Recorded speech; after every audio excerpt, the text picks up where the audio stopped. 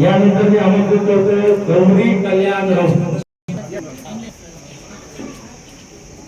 गौरी कल्याणराव 84% एवढे गुण प्राप्त केलेले आहेत.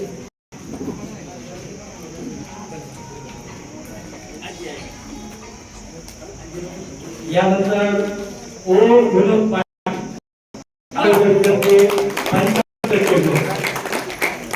विशेष प्रावीण्य ओ विनोद पाटील.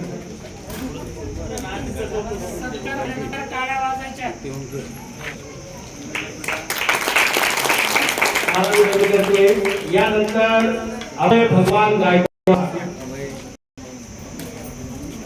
याला सुद्धा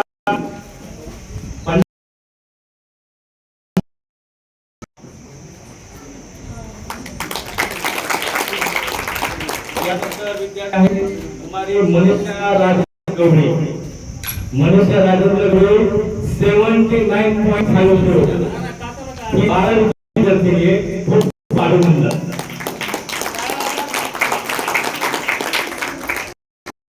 पुढचा विद्यार्थी मी आमंत्रित करतो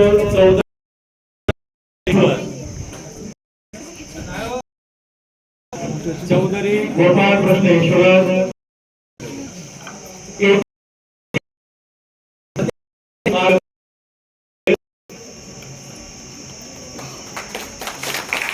यानंतर सेना गोकुळराव 89%. सायना गोकुळराव चला पाठीमागे बसले या.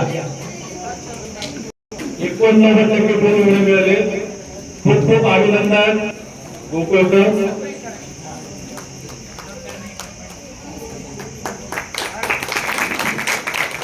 यानंतर ज्ञानेश्वरी रामानंदराव 90%. पालक आले का या.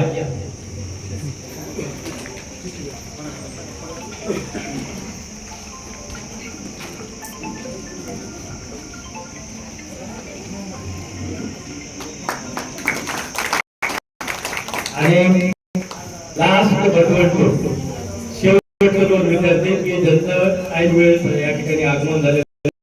सोहम नवनाथ यादव. सोहम नवनाथ यादव आलाय का 99%.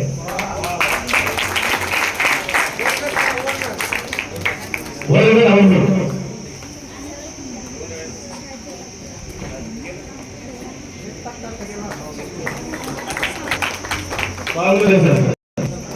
यानंतर माझ्या यादीमध्ये जो शेवटचा विद्यार्थी आहे सार्थक गोकुळराव 91.60.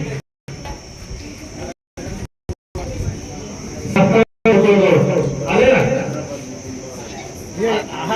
अजून कोणी जर राहिला असं नाही असं नाव सांग. संकेत थोरात. संकेत थोरात झालं ना. एक महत्वाचा सत्कार या ठिकाणी खूप माझ्यासाठी अभिमानास्पद गोष्ट की एक सर्वसाधारण घरातील की एक ज्याचे वडील हे किरकोळ मध्ये व्यवसाय करतात आपल्या समाजात. अत्यंत हुशार. ज्यावेळेस तो 10वीला होता गेले 30 वर्ष मी सायन्स शिकवतो आणि असे मोठ्या त्यांनी सायन्स अँड टेक्नॉलॉजी मध्ये 100 पैकी 100 मार्क मिळवले. तर त्यापैकी हा विद्यार्थी संकेत राऊत की ज्याला 10वीला सायन्सला 100 पैकी 100 मार्क होते आणि या वर्षी 12वी तो उत्तीर्ण झालेला आहे आणि सीईटीच्या परीक्षेमध्ये टॉपर आहे. तर या विद्यार्थ्यांना आपण काय करणार आहोत. संकेत थोरा आला ना. चला या या. त्याला जीएला 95%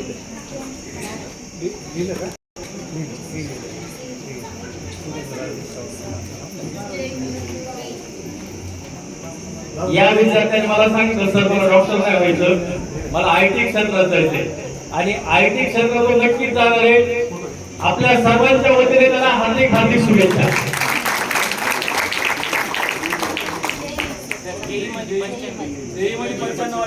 जेई मध्ये त्याचा पर्सेंटेज 95%. आणि अजून एक आडनाव सूरज राजेश साळुंके या समोर 83%.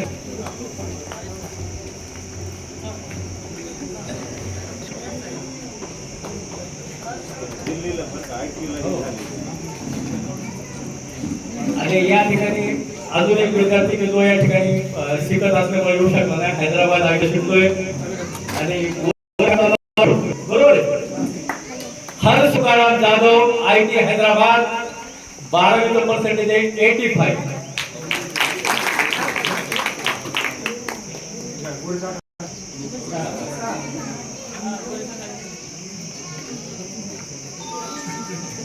तर या ठिकाणी गुरुवंताचा सत्कार सोहळा संपन्न झालेला आहे. मान्यवरांनी बसून घ्यावं आणि 2 मिनिटासाठी वेळ द्या, कारण की डार्विनचा एक सिद्धांत वाचतो परत आम्हाला बघितले का मला आठवतं, struggle for survival, struggle for existence, how to fight in life. जीवनामध्ये संघर्ष काय असतो हे अण्णांकडे बघू शकत, आमचे मार्गदर्शक अण्णा आहेत आणि अण्णांनी शून्यातून विश्व निर्माण केलंय. आणि विशेष म्हणजे फार मोठे उद्योजक आहेत. एवढे उद्योजक असताना दरवर्षी सामूहिक विवाह करतात, शेकडो गरीब मुला मुलींचे लग्न लावतात आणि पूर्ण वेळ समाजासाठी कार्य करतात, विद्यार्थ्यांसाठी मार्गदर्शन करते. आदरणीय अण्णा.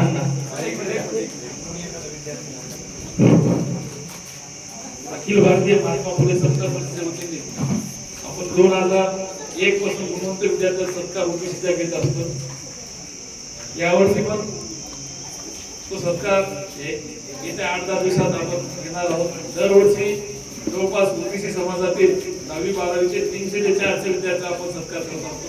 2001 पासून आतापर्यंत ती परंपरा कायम आपण ठेवलेली आहे आणि यावर्षी पण आपण तो सत्कार येत्या 8 दिवसात घेतो. या ठिकाणी आपले निखिल यांच्याकडे आपण नाव नोंदणी करायला या ठिकाणी सूचना करण्यासाठी आता सुरुवात यांनी जो सूचना केली याचा ग्रुपवर सुद्धा ते व्यवस्थित पुटअप केला जाईल आणि या सत्कार सोहळ्यानुसार आपण सर्वांनी यायचं अशी मी त्यांच्या वतीने मी विनंती करतो.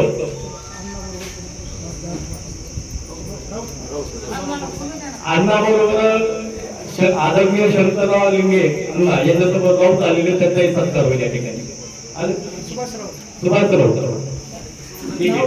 तर या ठिकाणी मी अण्णाला विनंती करतो वेळेचं भान ठेवून की शंकर अण्णा लिंगे विद्यासन्मानाचा सूचना.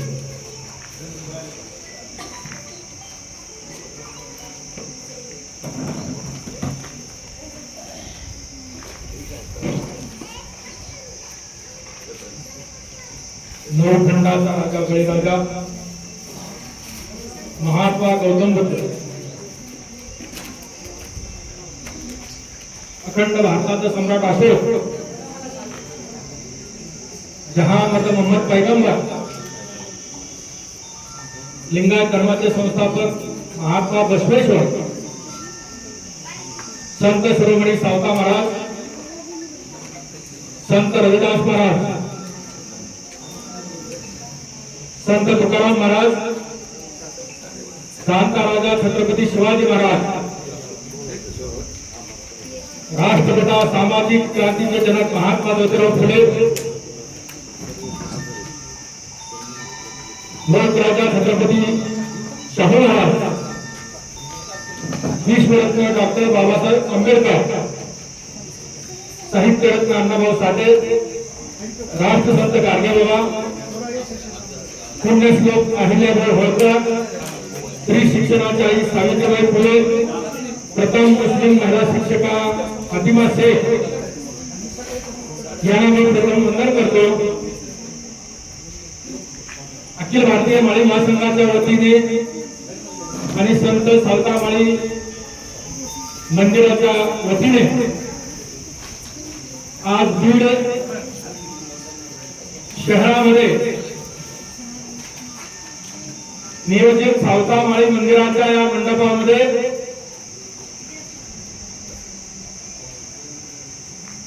गुणवंत विद्यार्थ्यांचा सत्कार आणि या सत्कारासाठी उपस्थित असलेले आपल्या समाजाचे भूषण माननीय सुभाषजी राऊत,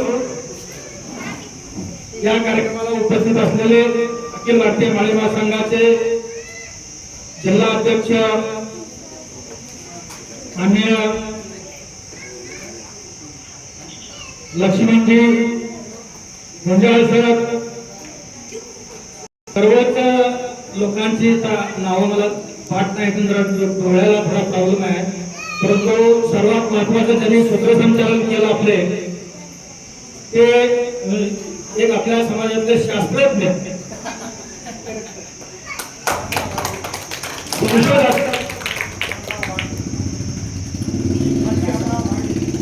शामरावांचं नाव मला पाठ आहे, शामराव गाडगे साहेब, आणि आपण सर्व माळी समाजातील मान्यवर मंडळी आणि विद्यार्थी बंधू आणि भगिनीनो आणि त्यांचे पालक, वेळ खूप झालेला आहे, परंतु कोणत्याही परिस्थितीमध्ये बीडला पोहोचायचं आणि विद्यार्थ्यांचा सत्कार करायचा हे ठरवून मी या ठिकाणी सकाळी 9:30 वाजता निघालो आणि इथं चहा पाणी काहीही न घेता मी या ठिकाणी आपल्याकडे उपस्थित झालो.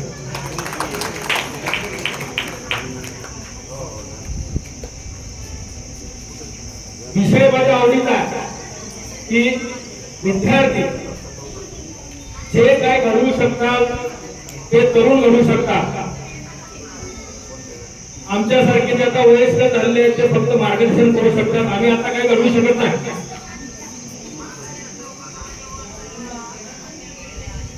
त्यासाठी विद्यार्थ्यांचा सत्कार करणं आणि त्यांचं कौतुक करणं हे आपलं अत्यंत कर्तव्य समजून या ठिकाणी मी आलो. विद्यार्थ्यांना मला एकच सांगायचं आहे की आपले आई वडील काय होते, आपल्या घरी काय आहे, काय व्यवस्था आहे, आमच्यासाठी काही आई वडिलांनी कमवून ठेवलं नाही, आमची गरिबी आहे वगैरे वगैरे वगैरे अशी कारण कधीही सांगू नका.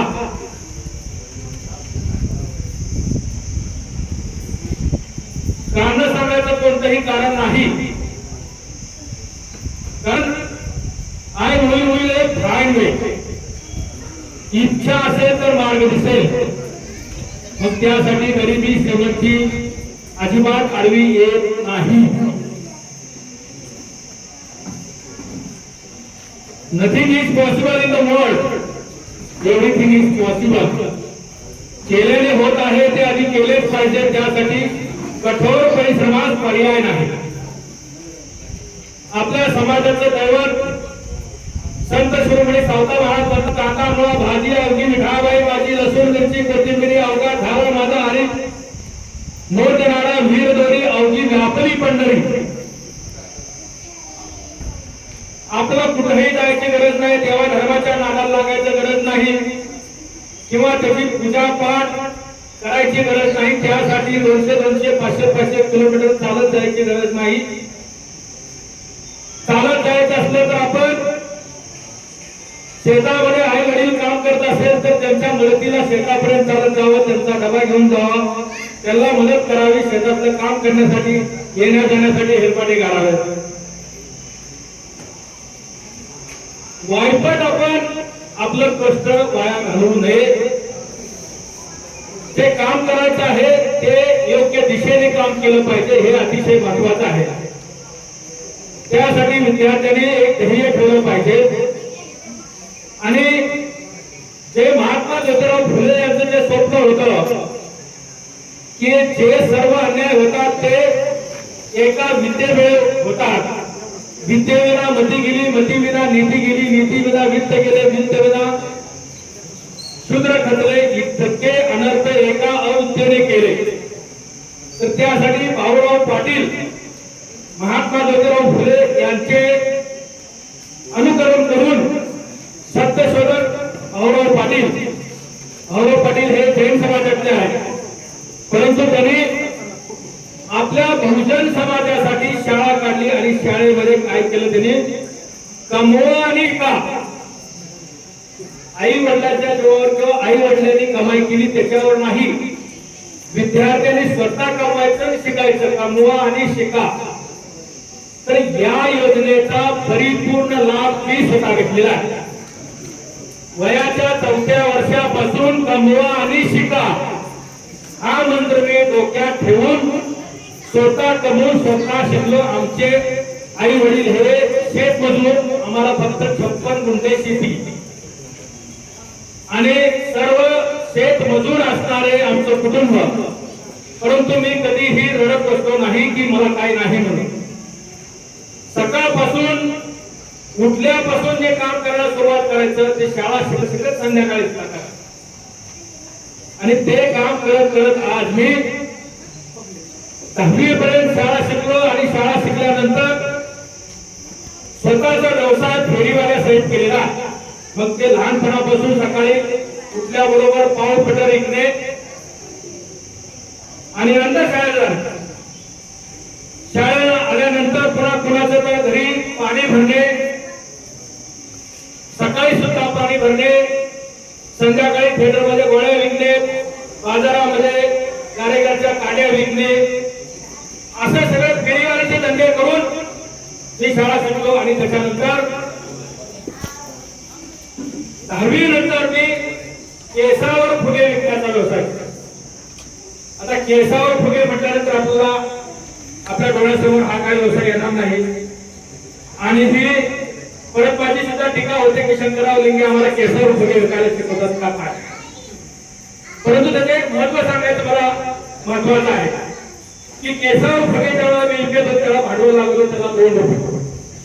2 रुपयाचा केसाचा तो विकण्यासाठी जे फुग्याचा पुडा असतो तो फुग्याचा पुडा 2 रुपयाला विकत घ्यायचा आणि 2 रुपयाच्या त्या फुग्यावर गल्लोगल्ली जाऊन बायकांचे केस ते विंचरलेले छोटे छोटे गुंठे असतात ते गुंठे एक फुगा देऊन घ्यायचा.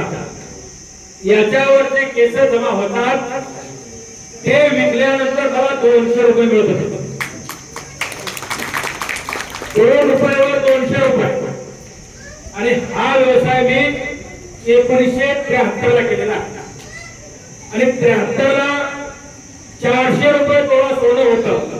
म्हणजे अर्धा तोळा सोनं मी दररोज कमवत होतो. म्हणजे आज 35,000 रुपये मी दररोज कमवत होतो त्यावेळेस. म्हणजे कुठल्याही व्यवसायाला भांडवल लागतं, पैसा लागतो असं नाही. बिगर पैशाचे बिगर भांडवलचे अतिशय चांगले व्यवसाय आहेत. परंतु आपला बहुजन समाज, ओबीसी समाज अजिबात त्याच्याकडे पडत नाही. तो पारंपरिक व्यवसाय करतो.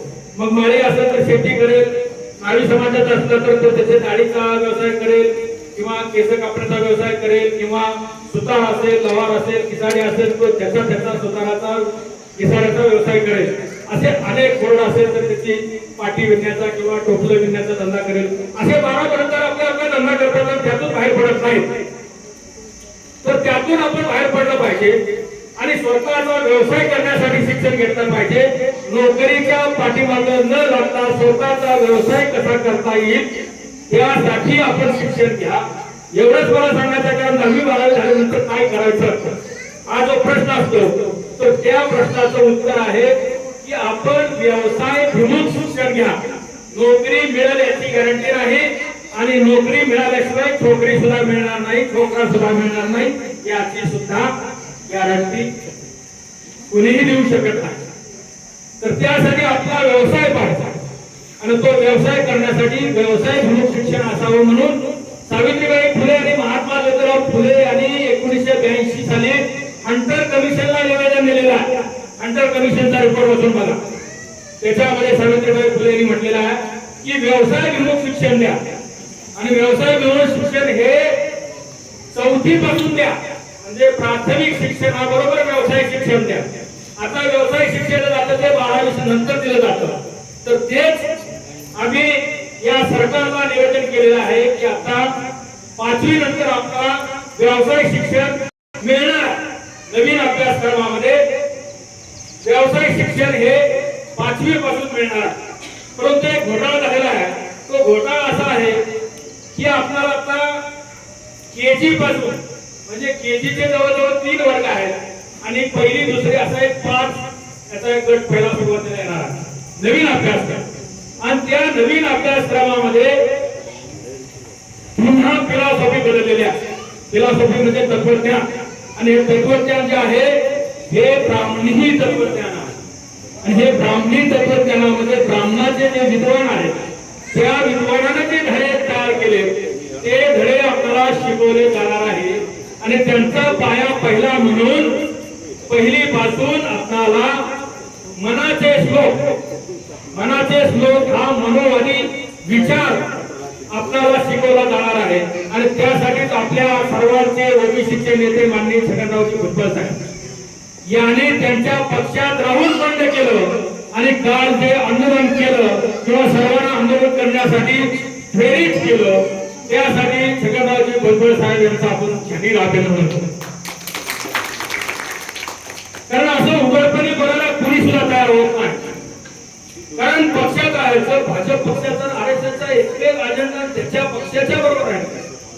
त्यांच्या मंत्रिमंडळामध्ये सामील होऊन जे त्यांनी काम केलं ते इतरांनी करायचं कधी सुद्धा विचार केला नाही. त्यानंतर परत जितेंद्र आव्हाड साहेब यांनी प्रयत्न केला तर चुकून त्यांचा आत्ता डॉक्टर बाबासाहेब आंबेडकरांचा फोटो त्याच्यामध्ये फाडला गेला तर त्याचं भांडवल या मनोवाद्यांनी केलं. म्हणजे मनोवादी यांना आंबेडकर बाबासाहेब आंबेडकर हे आवडतात का? अजिबात नाही. परंतु त्यांनी याचं भांडवल केलं. त्यांना बाबासाहेब आंबेडकरांचे विचार मान्य आहेत का?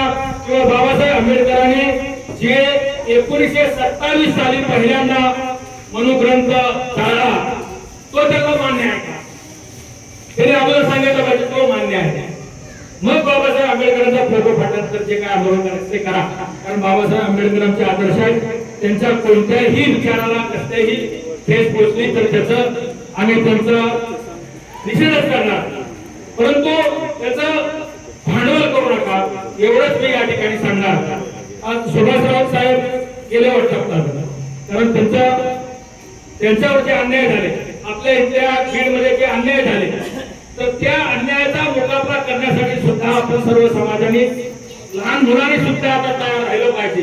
ही वेळ आता पुढे आलेली आहे आणि त्यासाठी सर्वांनी तयार व्हावं. आणि ज्या या बीड जिल्ह्यामध्ये आसपास मध्ये जेवढे अन्याय झाले त्या अन्यायासाठी कर्फ्यू उठल्यानंतर पहिल्यांदा माझं निवेदन आपल्या मुद्राताईंना कलेक्टरना गेलेला आहे. आमच्या बरोबर आपले जिल्हा अध्यक्ष लक्ष्मणरावजी गुंजाळ साहेब होते. तर आम्ही पहिल्यांदा निवेदन त्यांना दिलं, एसपीला दिलं, डीवायएसपीला दिलं किंवा आपले माजी मंत्री क्षीरसागर साहेबांना दिलं, सर्व मंत्र्यांना दिलं, सर्व मंत्रिमंडळाला दिलं. तर आज सुद्धा या कार्यक्रमाबरोबर आपल्या गंगामस्ता हे जे गाव आहे माजलगाव तालुक्यातलं तिथं आम्ही समाजाची 4 दुकानं निवडणुकीच्या पहिल्या दिवशी उद्ध्वस्त केली. तर असे जे अन्याय केले जात आहेत प्रस्थापिताकडून तर त्यांच्या अन्यायाविरोधात आपण सर्वांनी एकत्र होऊन तिथं झालं पाहिजे. आपल्या गावात 4 जरी बराच असल्याची गरिबांची भोजनाची जी घरं असतील एसटी किंवा कुणाची असो त्या सर्वांच्या घरी अन्याय झाल्यानंतर आपण सर्वांनी एक मुठीने गेलं पाहिजे आणि त्यांना मदतही केली पाहिजे आणि धीर दिला पाहिजे. तेवढ्यासाठी परवाच माननीय छगनरावजी भुजबळ साहेब यांना मी मंगळवारी निवेदन दिलं. त्याचबरोबर विरोधी पक्ष नेते वडेट्टीवार साहेबांना दिलं. त्याचबरोबर आपले ओबीसीचे मंत्री अतुलजी साहेब यांना दिलं. त्यानंतर आम्ही सर्व शिष्टमंडळ जाऊन आपल्या राज्याचे उपमुख्यमंत्री गृहमंत्री माननीय देवेंद्रजी फडणवीस साहेब यांना सुद्धा निवेदन दिलं आणि त्यांना सांगितलं की आपल्याला ओबीसीची मदत चालतात परंतु ओबीसीवर अन्याय होतो त्याच्यावर आपलं लक्ष नाही. तरी त्यांनी सांगितलं की माझं लक्ष तुमच्याकडेच आहे आणि आम्ही कुणाच्याही शिलासाप पाहून तुमच्या पाठीमागे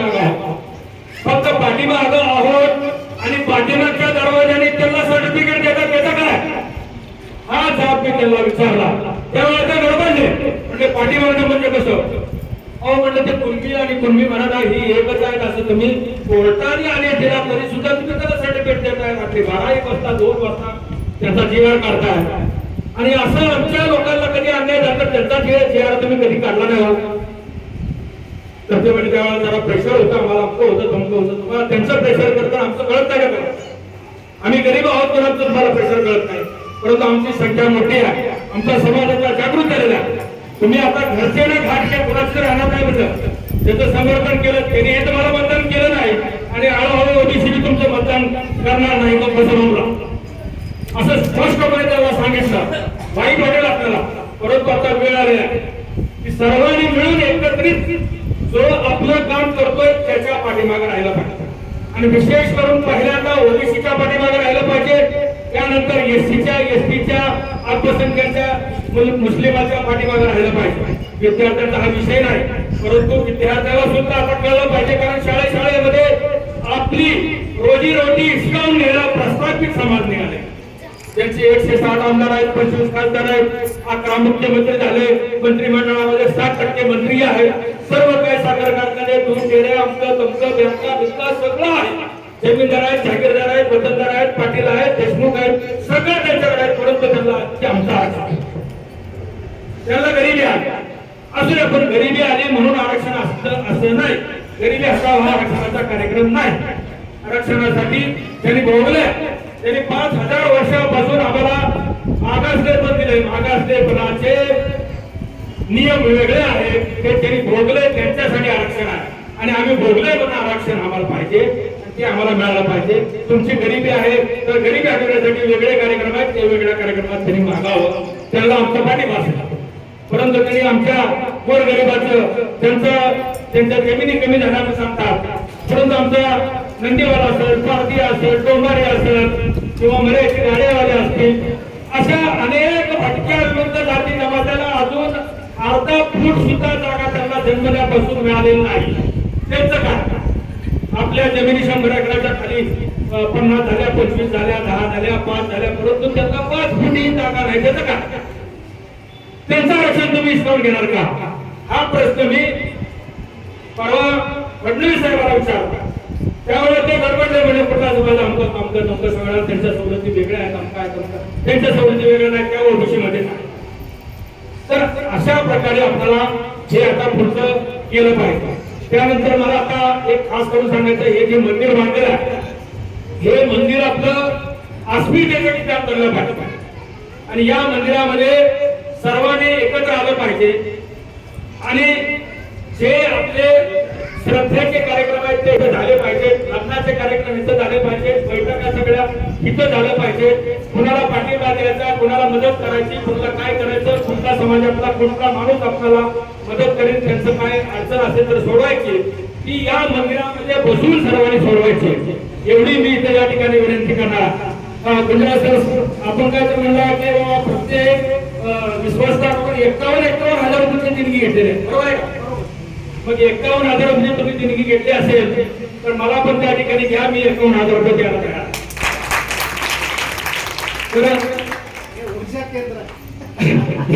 ऊर्जा केंद्र आहे आणि आपण आपली प्रगती केली पाहिजे, त्यासाठी कुणाची वाट बघू नका. प्रत्येकाने आपल्या कमाई मधला काही हिस्सा या ट्रस्टला द्यावा आणि आपली प्रगती आपण करावी. या ट्रस्ट मध्ये इमारत होईल, त्याच्यानंतर आपले सर्व सार्वजनिक सांस्कृतिक कार्यक्रम होतील, त्यानंतर या ठिकाणी विद्यार्थ्यांना वगैरे सकाळ संध्याकाळ शिकवण्याचा कार्यक्रम आहे. एमपीएससी यूपीएससी जे करण्याचा कार्यक्रम असतो किंवा त्यांचा जो शिक्षणाचा प्राथमिक शिक्षण असतं त्यांचं किंवा त्यांचं ट्रेनिंग असतं ते ह्या मंदिरातून झालं पाहिजे. हे आपल्याला पुढच्या काळामध्ये केलंच पाहिजे. प्रत्येक समाज आता करतो आहे. दिल्लीमध्ये सुद्धा आपण यूपीएससी करण्यासाठी एक इमारत विकत घेतलेली आहे आणि त्या ठिकाणी आपल्या समाजातील जे विद्यार्थी यूपीएससी करण्यासाठी दिल्लीला जातील त्यांना राहण्याची आणि जेवणाची व्यवस्था ही अतिशय गरीब असतील त्यांना मोफत आहे, जे मध्यम असतील त्यांना निम्मे आहे आणि जे सुदृढ असतील त्यांच्यासाठी योग्य ती फी आकारली जाईल. अशा प्रकारे तिथं राहण्याची जेवणाची सोय आम्ही त्या इमारतीमध्ये केलेली आहे. आणि महात्मा फुले सामाजिक शिक्षण संस्था या त्या संस्थेचं नाव आहे. दिल्लीमध्ये मुखर्जी नगर अंत्योदय विद्यालयाच्या शेजारीच ही इमारत आहे. त्याच्या आजूबाजूला सगळे यूपीसी करणारे विद्यार्थी त्या ठिकाणी ट्रेनिंग घेतात. त्या ठिकाणी ती इमारत आपली विकत घेतलेली आहे. त्याच्यामध्ये विकत घेणाऱ्यापैकी आम्ही तिघजण आहोत. एक मी आहे आणि त्याच्यानंतर एक आमचे गंगारामजी गहलोत म्हणून गुजरातचे अहमदाबादचे उद्योगपती आहेत आणि तिसरे उद्योगपती रामलालजी कठवा हे आपल्या अशोकजी गहलोत साहेब त्यांचे निकटवर्ती आहेत. अशोकजी गहलोत साहेब यांचा मुलगा आणि कठवा साहेबांचा मुलगा हे साडोसोडा आहे. म्हणजे आमचं इतकं जवळ नातं त्यांचं आहे आणि त्यांच्याबरोबर पार्टनरशिपचा व्यवसायही माझा आहे. त्यामुळं आपण काय घाबरायचं कारण नाही. आपलं गल्ली पासून दिल्ली पर्यंत वजनीय आहे आणि तिथं आपले लोकही आहेत, आपल्या अडचणी सोडवणारी आहेत. परंतु त्यांचा आदर्श आपण घेतला पाहिजे की मारवाडी गुजराती लोक कशी काम करतात, मारवाडी माळी कसे काम करतात, ते कसे उद्योग करतात. त्यांचं शिक्षण जास्त झालेलं नाही आणि अजूनपर्यंत त्यांचं शिक्षणापेक्षा व्यापाराकडे लक्ष जास्त आहे. तर आपण लहानपणापासून हे व्यापाराकडे उद्योगाकडे वळलं पाहिजे. एवढंच मी आज या ठिकाणी सांगणार आहे. आणि याच्यानंतर आम्हाला 2 ठिकाणी विजिट द्यायचे आहे. एक ते आपल्या गंगामसला आणि दुसरं जालना जिल्ह्यातलं जे कुंभार समाजाच्या घरावर हल्ला केलेला आहे, त्यांचं घर पाडलेलं आहे. त्यासाठी ही निवेदन आपण सर्वांना परवा दिलेलं होतं. माननीय छगनरावजी भुजबळ साहेब, वडेट्टीवार साहेब किंवा आपले सावे साहेब, फडणवीस साहेब आणि त्यातले वडेट्टीवार साहेब काल त्यांनी भेट सुद्धा देऊन गेलेले आहे. तर असं आपण सर्वांनी एकमेकाला सहाय्य केलं पाहिजे. एवढंच मी या ठिकाणी सांगणार आहे. आणि आपला जास्त वेळ न घेता पुन्हा एकदा या विद्यार्थ्यांचं सर्वांचं मी कौतुक करणार आहे की तुम्ही आता इथून पुढे व्यवसायाच्या पाठीमागे न लागता स्वतःचा उद्योग व्यवसाय कसा करता येईल आणि शिकायचा असेल तर त्यासाठी तुम्ही व्यवसाय शिक्षण घ्या. डॉक्टर, वकील, इंजिनियर व्हा. डॉक्टर, वकील, इंजिनियर शिकून तुम्ही आमदार, खासदार व्हायचा प्रयत्न करा. IAS, IPS व्हायचा प्रयत्न करा. म्हणजे मोठ्या हुद्द्यावर जायचं मोठं स्वप्न बघा. लहान स्वप्न कुठं तर आपल्याला बघून आपलं बीएड करून आपल्याला कुठं मास्टरची नोकरी लागेल का, कंडक्टरचा मास्टर झालं पाहिजे, नाहीतर तिकीट मास्टर झालं पाहिजे, हे स्वप्न ठेवणं. त्याच्या पुढचं मोठं स्वप्न ठेवा. एवढं तुम्ही सांगतो आणि थांबतो. जय ज्योती, जय क्रांती, जय भीम, जय भारत. धन्यवाद. जय संविधान.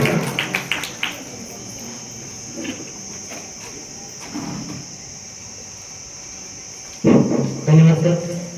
आजच्या कार्यक्रमात आभार प्रदर्शन करतो. आजच्या कार्यक्रमासाठी प्रमुख अतिथी म्हणून आलेले आदरणीय लिंगांना डॉक्टर ॲडव्होकेट सुभाष झरे, तसंच नामदेवरावजी दुधाळ, तसंच प्रचे सर्व अधिकारी, पदाधिकारी व आजच्या कार्यक्रमाचे सत्कार मूर्ती काळे सर यांचे या ठिकाणी मी आभार व्यक्त करतो. सर्व गुणवंत विद्यार्थ्यांचं कौतुक करतो व पालकांचे आभार या ठिकाणी व्यक्त करतो. कार्यक्रम संपला. 1 मिनिट. जे सत्कार मूर्ती विद्यार्थी त्यांचे ग्रुप फोटो करतो 2 मिनिटात आणि यानंतर कार्यक्रम संपतो. आपण घेऊन या मुलं मुली घेऊन या.